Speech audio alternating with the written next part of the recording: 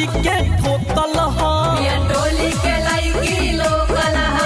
Iran जी के ठोकल टोली के लड़की लोकल ह पसवाहन जी के ठोकल ह बोला बोला भुरका वाली माल की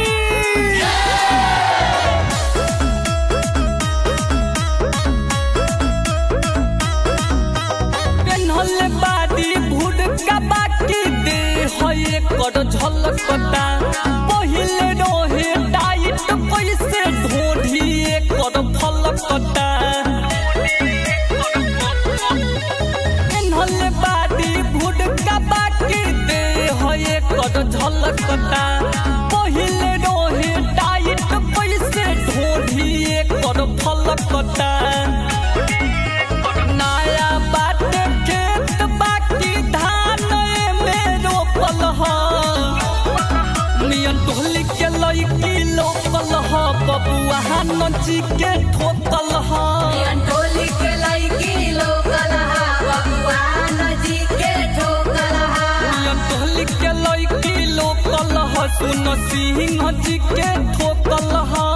बोला बोला माल महाराज की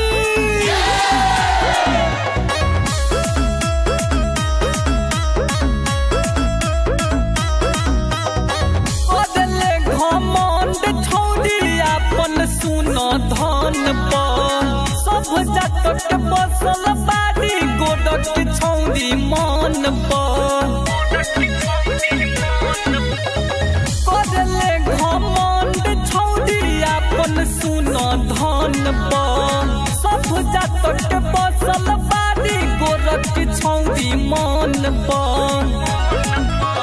गाबे रोहन रानी दीपकवे के सोचल ह मियन टोली के लड़की लोकल ह चमराहन जी के ठोकल ह टोली के लड़की लोकल जमरान जी के ठोकल